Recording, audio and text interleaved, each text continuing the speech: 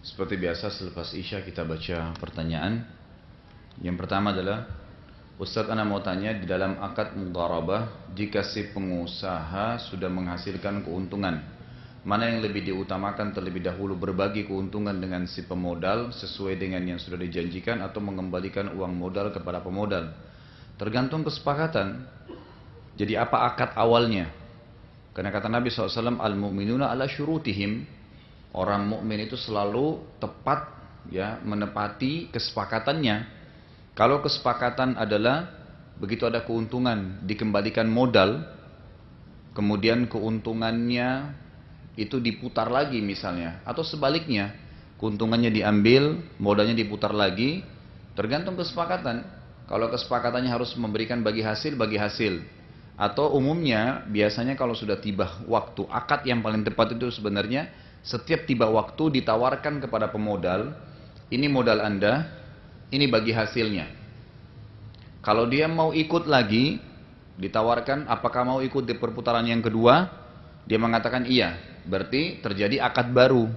Jadi akad pertama sudah selesai, itu jauh lebih baik, jauh lebih aman. Kata para ulama fikih itu jauh lebih aman. Setiap selesai transaksi, ya ditawarkan kepada pemodal pengembalian modal berikut untungnya, gitu kan? Supaya juga orang yang memutar dana ini atau pengusaha ini lebih hati-hati. Karena biasanya pengusaha itu tidak hati-hati kalau seandainya dia berpikir, oh gampang, 3 bulan lagi saya kasih keuntungan selesai. Modalnya dia belum minta, maka nanti ke sana sini modal itu, gitu kan. Jadi jauh lebih aman kalau dipakai cara dengan ditawarkan setiap kali selesai transaksi. Dan ini juga tergantung kepada akadnya. Yang kedua, benarkah hari Jumat itu adalah hari dilarang untuk berpuasa? Apa teks hadisnya dan adakah alasannya? Yang dilarang itu memulai berpuasa di hari Jumat atau Sabtu atau hari Ahad. Kalau hari Jumat itu karena dihitung sebagai hari raya umat Islam, sebagaimana, dan juga hari Sabtu itu hari rayanya orang Yahudi, hari Ahad hari rayanya orang Nasrani. Ini semua tergabung dalam sebuah hadis sahih riwayat Imam Ahmad yang berbunyi, kata Nabi SAW, orang-orang Yahudi telah memilih Sabtu sebagai hari raya mereka sehingga mereka merayakan hari itu.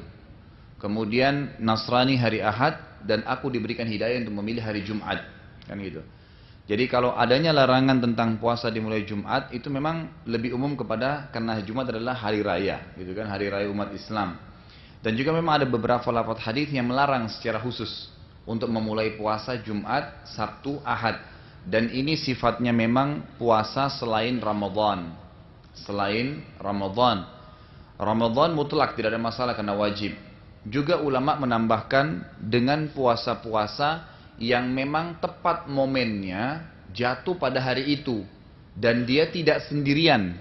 Seperti misalnya puasa Iyamul Bid. 3 hari setiap bulan. Ternyata tanggal 13 itu hari Jumat. Berarti otomatis 14-nya Sabtu. Kemudian Ahadnya itu adalah tanggal 15. Memang tanggal puasa, gitu kan? Maka silahkan, boleh saja berpuasa. Ya boleh saja karena memang bertepatan dengan ada perintah pada saat itu. Tapi kalau tidak ada perintah, tiba-tiba Anda bilang, saya mau bayar puasa Ramadan saya pernah utang 2 hari, saya mau puasa hari Jumat deh. Maka ini dilarang kalau dikhususkan hari Jumat saja. Tetapi kalau diikuti sehari sebelumnya, maka insya Allah tidak ada masalah. Ya misalnya Kamis dengan Jumat, maka itu tidak ada masalah. Itu yang saya ketahui, Allahu a'lam. Kemudian berapa lama biasanya jarak berlangsung proses ta'aruf sampai menikah? Bolehkah jika sampai setahun lamanya? Itu tergantung Anda, gitu kan. Kalau saya sih nggak lama-lama. Untuk apa setahun, gitu kan? Terlalu lama setahun itu. Ya kalau memang sudah niat mau menikah, dilihat, saya katakan tuh kata kunci ta'aruf dalam Islam cuma 3. Lihat sesuatu yang menarik dari lawan jenis kita itu. Boleh melihat orang yang akan kita nikahi atau akan menikah dengan kita, boleh dilihat apa yang menarik dari dia. Kata Nabi SAW dalam hadis sahih, lihatlah sesuatu yang menarik dari orang yang akan menikah denganmu atau yang kau nikahi. Jadi lihat, mungkin ada yang menarik kulitnya, mungkin wajahnya. Umumnya itu biasanya orang melihat kepada wajah, gitu kan. Jadi sudah umum, saya sudah pernah sampaikan dalam masalah manajemen rumah tangga ini. Yang kedua, kenali keluarganya. Setelah kenali fisiknya, kenali keluarganya. Kenali fisik ini melihat saja ya. Jangan nanti disalahpahami lagi. Nanti dipelintir. Karena di Indonesia banyak orang mengatakan kenali fisiknya sampai disuruh buka baju, gitu kan. Nah ini tidak benar semuanya, gitu kan. Jadi yang kedua itu kenali keluarganya. Saya sudah katakan tuh hari kalau keluarga ibunya itu mewariskan karakter, sifat. Kalau keluarga ayahnya adalah fisiknya. Ya bagaimana nanti keturunan kita secara fisik itu ikut keluarga ayah. Kemudian yang ketiga kenali lingkungannya. Boleh ditanya kerja di mana, berteman sama siapa saja, gitu kan. Kalau teman-teman dia memang orang yang biasa sholat, memang biasa berpuasa, ibadah dari cerita dia, keadaan keluarganya juga begitu, berarti sudah cukup. Lalu anda lengkapkan dengan istikharah. Orang mukmin tidak perlu banyak keraguan, karena ragu itu was-was dari syaitan. Membuat ragu, apalagi kalau anda ingin ibadah, dibuat ragu luar biasa, beragam macam, termasuk masalah pernikahan. Akhirnya tertunda dan tertunda, gitu kan. Cukup istikharah, selesai. Kalau anda sudah tenang, ada kecenderungan, tidak selamanya hasilnya mimpi, maka melangkah saja. Setahun itu malah waktu yang sangat lama sebenarnya, gitu kan. Yang akhirnya membuat tergantung permasalahan, tidak perlu sampai selama itu. Yang keempat, apakah doa istikharah hanya boleh dibaca jika kita sudah melakukan sholat sunnah istikharah saja? Bolehkah dilakukan di sholat-sholat lainnya? Dan lewat mana saja biasanya istikharah kita dijawab oleh Allah Subhanahu Wa Taala? Kalau doa dan zikir yang dikhususkan oleh Nabi SAW di waktu atau tempat tertentu, nggak boleh anda baca di tempat dan waktu yang lain. Seperti misalnya doa masuk kamar mandi, nggak boleh dibaca kalau mau makan kan? Karena memang itu ada tempat dan waktunya. Doa mau makan juga seperti itu, doa habis makan, memang ditentukan waktunya atau tempatnya. Sama halnya doa istikharah, emang itu dikhususkan pada saat sholat istikharah atau selesai istikharah gitu kan. Jadi memang dia tidak dibaca di waktu yang lain, ya tidak dibaca di waktu yang lain, karena ada pengkhususan waktu atau tempat. Jadi sebaiknya memang tidak dibaca. Kemudian dikatakan lewat apa biasanya? Umumnya ulama berijtihad, ada yang mengatakan melalui mimpi, mungkin mimpi saja, tiba-tiba melihat sesuatu yang positif tentang orang itu, atau negatif bisa saja, gitu kan? Atau malah yang lebih umum terjadi kecenderungan. Ya kata ulama yang paling umum itu Allah buat kecenderungan dalam hati kita. Kecenderungan itu kecenderungan positif, gitu. Kecenderungan positif. Jadi kita kadang-kadang mungkin lebih cenderung dengan orang tersebut. Ya, makanya kalau istikharah juga ulama mengatakan harus dikosongkan dulu rasa sukanya. Ya, kalau ada si A dan si B yang akan menikah dengan kita atau akan kita nikahi, itu tidak boleh ada kecenderungan. Misalnya lebih cenderung kepada si B, sehingga pada saat istikharah pun hatinya tetap berharap yang ini yang Allah kasih petunjuk, gitu kan? Jadi memang dikosongkan, minta petunjuk kepada Allah Subhanahu Wa Taala, karena Allah lebih tahu. Allah Subhanahu Wa Taala lebih tahu, gitu. Pertanyaan selanjutnya, kalau kita mendapat pinjaman 100 juta, kita membayar per bulannya 3 juta selama 4 tahun, hukumnya bagaimana? Kalau dia tidak berbunga, tidak ada masalah. Kalau pinjamannya, nggak ada masalah. Saya pinjamkan seseorang 100 juta, karena dia tidak mampu, saya bilang bayar dia setiap bulan 3 juta. Silahkan, tapi tetap 100 juta jumlahnya. Kapan bertambah 101 rupiah, nggak usah 110 juta gitu kan, 101 rupiah, 1 rupiah sudah riba. Nggak boleh, utang piutang. Utang piutang kapan dia berbunga, ada tambahannya maka menjadi riba. Ya, kecuali kalau memang dia sifatnya akad transaksi, jual beli, maka boleh. Ada seseorang datang kepada saya mau beli mobil, uang saya nggak cukup, bisa dibeliin nggak? Boleh? Mana mobilnya? Mobil yang ini, harganya berapa? 200 juta. Baik, saya bayarin. Kemudian saya berkata kepada orang yang saya beliin tadi, saya jual lagi ke kamu ya mobil ini, 210 juta. Jual, ya, ini jelas transaksi. Saya beli mobil, saya jual lagi dengan harga yang lebih. Kamu boleh cicil selama 24 bulan, nggak apa-apa, halal. Yang tidak boleh kalau misalnya akadnya memang hutang piutang. Saya belikan mobil dia lalu saya tulis akad, kalau saya menghutangkan kamu 200 juta yang berbunga 10 juta. Atau saya utangkan kamu 210 juta, padahal utang awalnya 200 juta. Akadnya hutang piutang, tidak boleh riba, haram. Jadi tidak bisa. Jadi sekali lagi kalau tidak bertambah utang piutang silakan, dan itu pahalanya besar. Ya, bagi anda yang mengutangkan orang lain itu kata Nabi SAW dalam hadis sahih, siapa yang mengutangkan orang lain maka dia seakan-akan bersedekah setengah dari utang itu, selama belum dibayar gitu kan. Jadi terus dihitung, kalau anda pinjamkan 100 juta berarti anda setiap harinya berinfak atau bersedekah 50 juta, itu besar sekali gitu kan. Apalagi kalau dia tidak bayar sekian tahun, maka banyak sekali pahala yang dipanen gitu. Bagaimana pandangan Islam mengenai nikah beda agama, Ustaz? Baik, kalau kita mulai dulu dari laki-laki muslim.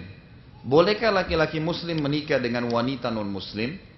Dirincikan lagi oleh para ulama. Kalau yang dinikahi wanitanya adalah ahli kitab, Yahudi atau Nasrani, ini dibolehkan.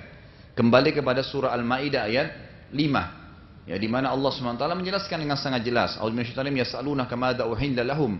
Ditanyakan kepada Muhammad, apa yang telah dihalalkan untuk mereka, dibolehkan untuk orang Islam, apa itu? Qul uhilla lakumut thayyibatu wa ma qul uhilla lakumut thayyibat wa ma 'allamtum sebentar dulu. Ayatnya gini.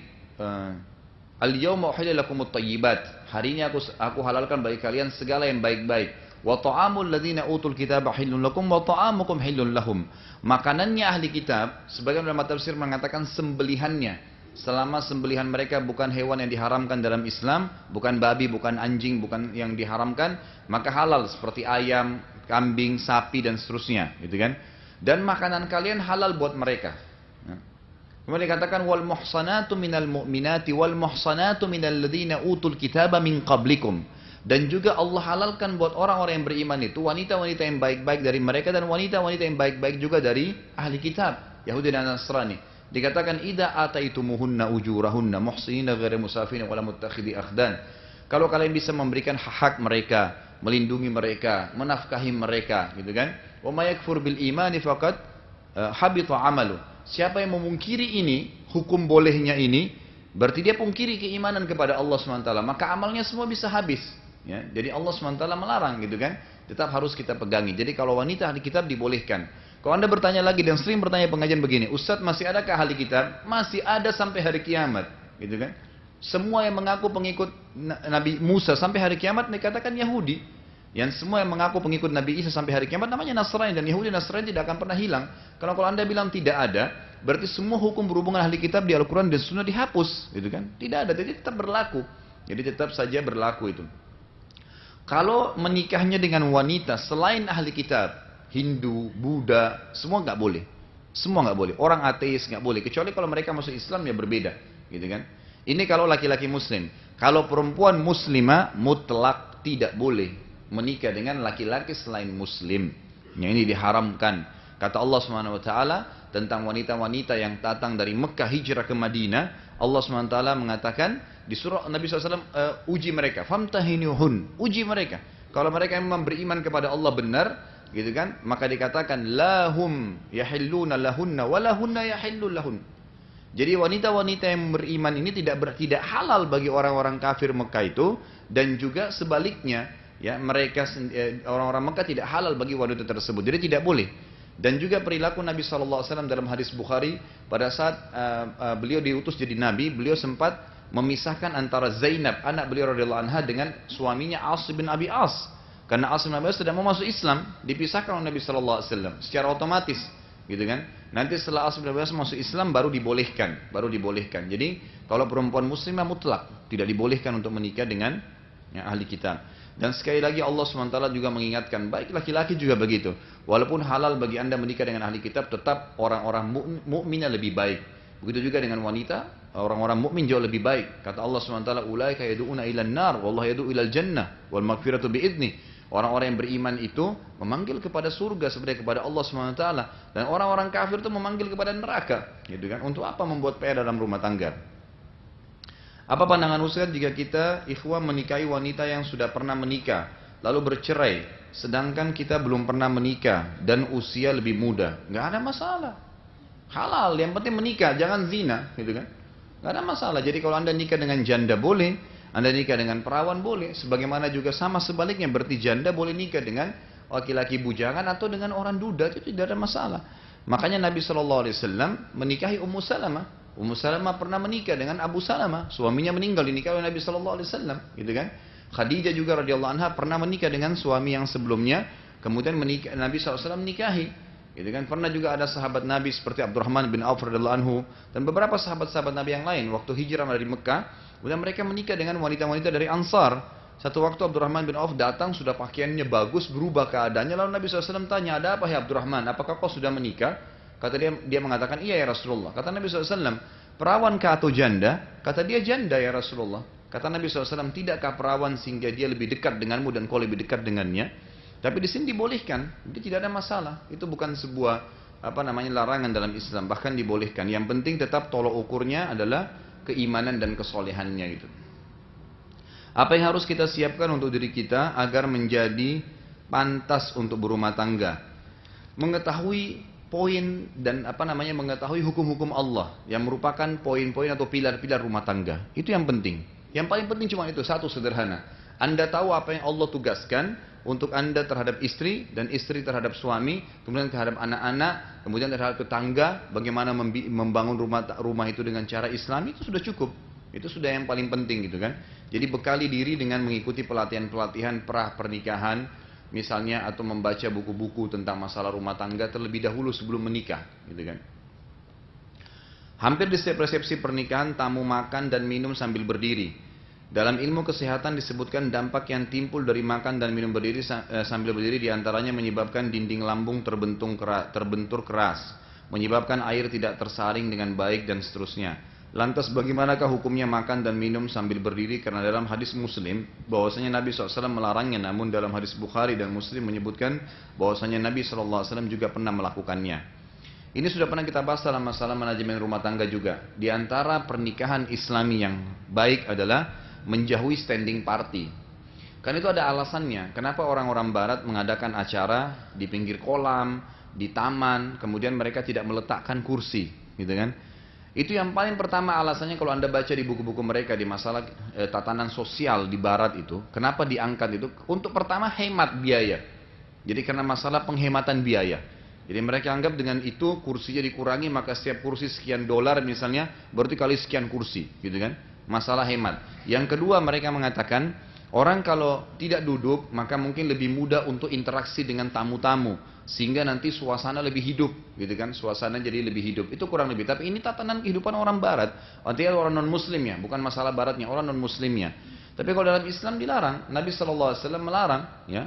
Jadi Nabi SAW mengatakan dengan sangat tegas, la yashrabanna ahadukum qa'ima. Ya, ini jelas ditambah riwayat lain juga tidak boleh juga dengan makan. Tidak boleh minum dan makan sambil berdiri.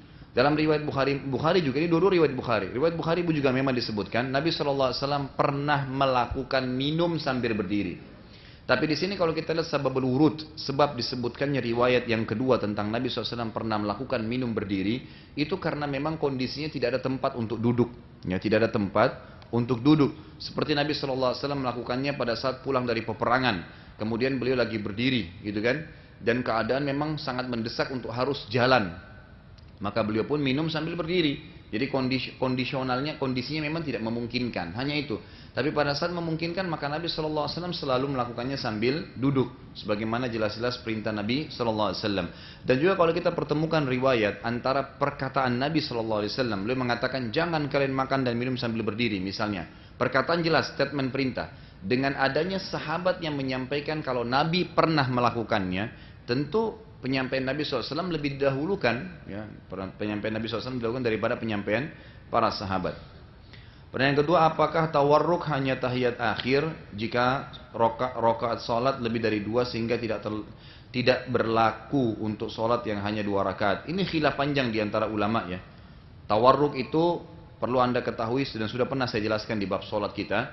Ada warak itu artinya bokong. Ya, jadi dibahasakan duduk tawarruk, maksudnya duduk sambil bokong kita tersentuh di tanah. Kan gitu yang sering kita kerjakan di tahiyat akhir gitu. Nah pertanyaan tadi apakah tawarruk itu dikerjakan di rakaat kedua atau umum semuanya? Saya sudah pernah jelaskan kan. Yang paling kuat Allah alam kalau saya simpulkan rajih, saya tidak ulangi lagi masalah ini karena panjang lebar. Yang jelas duduk yang paling kuat pendapat itu, walaupun semua benar, kita tidak bisa salahin ya. Karena masing-masing punya riwayat. Tapi yang saya pernah telusuri dan saya pelajari satu persatu, saya temukan ternyata riwayat yang paling kuat adalah duduk tawarruk itu dikerjakan kalau lebih dari 2 rakaat. Lebih dari 2 rakaat. Kalau setiap rakaat kedua, baik itu tahiyat akhir atau bukan seperti subuh misalnya, atau tahiyat kedua di duhur, tetap saja Nabi SAW kerjakan dengan iftirash. Apa itu iftirash? Menduduki telapak kaki kiri kita, gitu kan? Jadi kalau sholat subuh pun dalam pendapat yang kuat ini adalah tetap duduknya iftirash, bukan tawarruk. Tawarruk dikerjakan setiap lebih dari 2 rakaat. Seperti kalau rakaat ketiga di maghrib atau rakaat keempat di duhur, asar dan isya. Allahu alam. Puasa saya mau bertanya bagaimana bila calon suami atau istri memiliki pengetahuan agama yang kurang dibanding calon suami atau suami memiliki pengetahuan agama yang kurang dibandingkan istrinya atau calon istrinya. Bagaimana menyikapinya? Ya tetap ditanggap kalau dia sudah jadi suami, kalau sudah jadi suami maka tugasnya ya istri kita mengingatkan, memberikan masukan gitu kan, memberikan masukan, memberikan berdakwah di situ, mungkin dengan kaset, mungkin dengan buku, mungkin dengan mendiskusikan kalau hasil pulang dari pengajian gitu kan. Tapi kalau calon pasangan belum menjadi pasangan, maka saya tetap mengingatkan, memprioritaskan orang yang faham agama. Kalau yang dimaksud di sini adalah tidak ada pemahaman agamanya, sangat minim.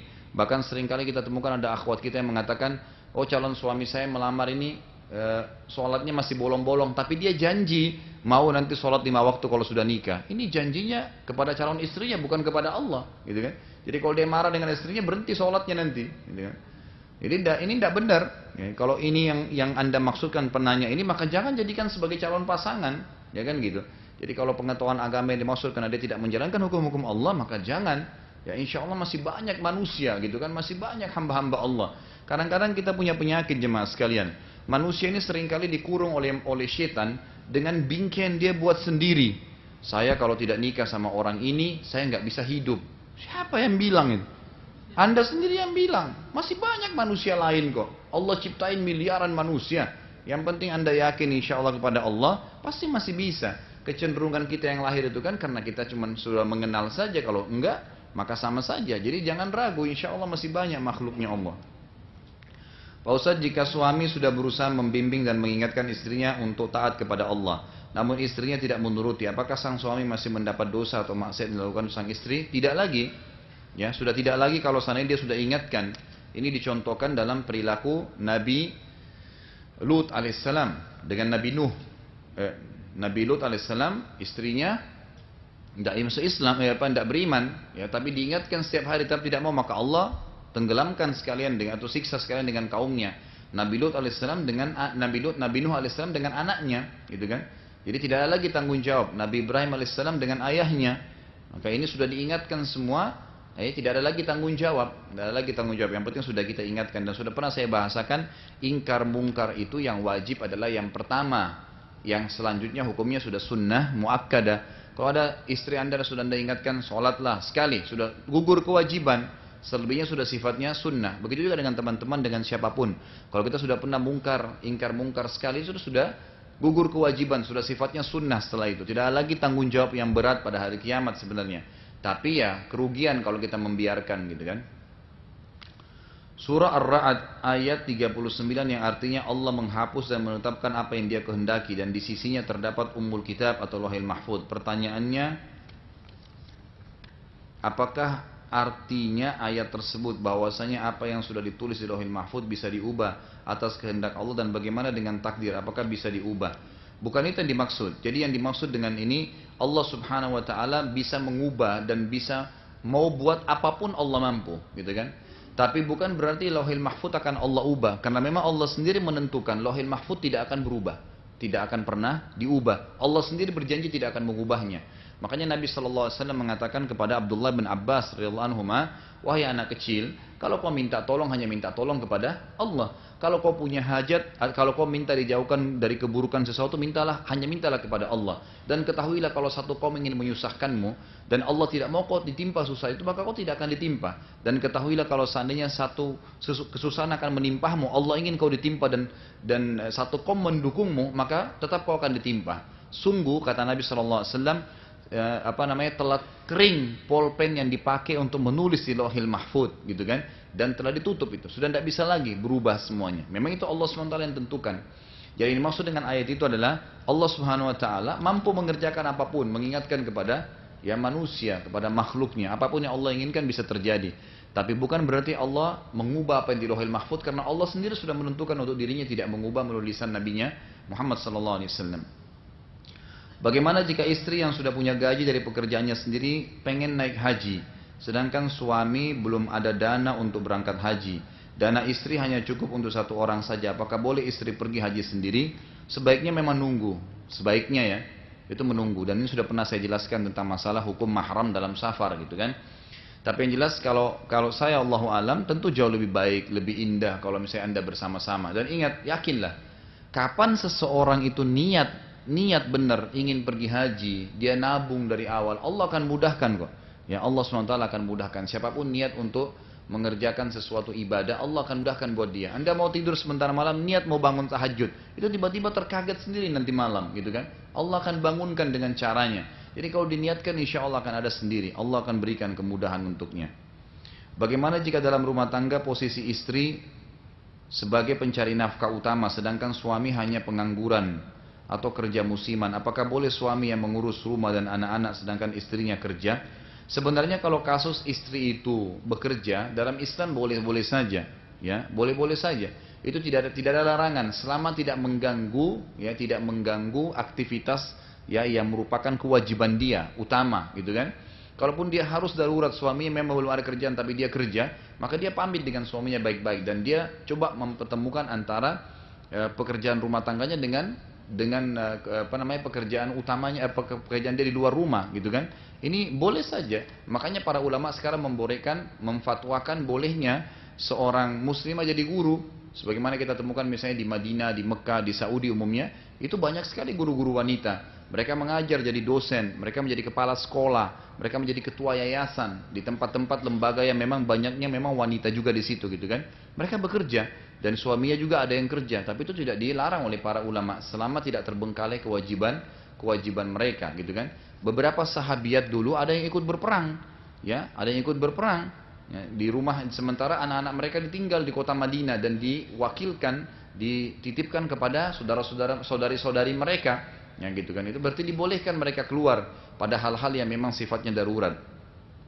Tapi tentu diusahakan maksimal. Bagaimana caranya jangan terbalik fitrah itu, ya. Bagaimana caranya agar suami bisa mendapatkan kerjaan yang tepat, didukung oleh istrinya, dan memang kalau sudah mencukupi maka Anda bersyukur kepada Allah, itu sudah cukup. Jadi biarin suami yang menjalankan fungsi yang sebenarnya. Jadi bukan tidak boleh, ya, boleh saja suami itu mendidik anaknya, mengurus rumahnya, tapi jangan ini menjadi sebuah rutinitas, gitu kan? Ini harus bisa diubah dengan cara musyawarah di antara keduanya. Bagaimana hukum profesi yang sebenarnya profesi kodrat perempuan, misalnya suami jadi koki, bekerja di salon dan lain-lain. Kalau suami jadi koki, tukang masak, itu nggak apa-apa. Itu bukan profesi perempuan sebenarnya, ya. Karena banyak di antara sahabat-sahabat Nabi itu pada saat sedang terjadi jihad, sedang pergi haji bersama Nabi SAW, mereka yang masak, ya, mereka yang masak. Dan sampai hari ini saya temukan guru-guru kami di Madinah itu rata-rata laki-lakinya semua pintar masak, gitu kan? Mereka biasa masak, mereka masak kalau lagi kumpul sama teman-temannya atau istrinya lagi sakit, gitu kan? Itu tidak ada masalah. Tapi kalau kerja di salon ini masih perlu dirincikan. Kalau memang salon itu memang sifatnya salonnya khusus laki-laki, gunting rambut, nggak ada masalah. Tapi kalau laki-laki bekerja di salon gunting rambut perempuan, ini jadi tanda tanya, gitu kan? Ya, ini memang keluar dari fitrah, nggak boleh semestinya, gitu kan? Biasanya mungkin orang-orang kalau yang tidak biasa dengar fatwa seperti ini kaget, ya. Tapi memang itulah hukum Allah Subhanahu Wa Taala. Jadi tidak boleh melihat yang bukan mahram auratnya haram, apalagi menyentuh, gitu kan? Apalagi ngobrol, apalagi memijat, kan gitu, jadi panjang ceritanya gitu. Ustaz, saya pernah mendengar hadis tentang punuk unta. Pertanyaannya, asal mula hadis tersebut. Di zaman sekarang banyak muslimah memakai konde palsu, hampir mendekati ke ubun-ubun. Apakah itu termasuk punuk unta? Memang ada hadis sahih riwayat Imam Ahmad menyebutkan masalah itu. Kata Nabi SAW, ada dua golongan ahli neraka yang belum saya lihat di zaman saya. Yang pertama adalah, ya, di sini dalam hadis dikatakan syurta. Kalau kita sekarang itu mungkin kelompok pengaman, kayak misalnya polisi, tentara, gitu kan, ya, yang memukuli orang-orang dengan pecut-pecut mereka, sementara mereka dalam keadaan salah, gitu kan. Yang kedua adalah para wanita yang rambut mereka seperti punuk-punuk unta. Kan kalau punuk unta itu ke dalam kemudian naik sekali, gitu kan. Jadi diberikan contoh oleh para ulama itu dengan naiknya bagian kepala di belakang, itu kan menyerupai punuk unta. Yang mereka kalau jalan sehingga membuat tubuhnya berlonggak-lenggok dan menarik perhatian lawan jenisnya. Itu hadisnya, itu asal lafadz hadisnya, gitu. Jadi memang ada larangan masalah itu. Kalau kita simpulkan Indonesia memang sebenarnya seperti konde itu tidak dibolehkan. Ya, kalau konde sudah mutlak, ya, karena konde itu memang tradisi kita, biasanya teman-teman atau muslimin yang ada atau kaum masyarakat di Jawa menggunakan konde kalau perempuan, gitu kan, agar kelihatan lebih besar bagian rambutnya. Nah itu sebenarnya tidak boleh dalam Islam. Kalau hanya sekedar Anda kuncir dan memang harus dikunci karena rambutnya panjang, itu tidak termasuk dalam larangan. Tidak termasuk dalam larangan. Tapi yang dilarang itu memang ada sekarang yang dijual jilbab ninja, mungkin yang kecil dirapatkan di wajahnya, terus sengaja memang dibuatin kayak gumpalan, ya bentolan gitu kan. Nah ini termasuk yang menyerupai, jadi sebaiknya Anda jauhi. Apapun yang dilarang dalam Islam Anda jauhi, insya Allah dapat pahala. Karena ingat ya, meninggalkan sesuatu yang haram itu berpahala loh. Ya. Mengerjakan sesuatu yang wajib berpahala, meninggalkan yang haram itu berpahala. Kalau Anda pernah belajar fikih, itu salah satu definisi, ada kan wajib. Wajib itu mengerjakan dapat pahala, meninggalkan dapat dosa. Kalau yang kedua sunnah, mengerjakan dapat pahala, meninggalkan tidak berdosa, gitu kan? Yang ketiga haram. Apa itu haram? Ya, mengerjakannya berdosa, meninggalkannya berpahala, gitu. Jadi meninggalkan hal yang haram itu berpahala sebenarnya. Jadi tidak selamanya pahala itu dengan mengerjakan perbuatan, tapi dengan meninggalkan perbuatan haram itu berpahala. Itu juga berpahala gitu kan.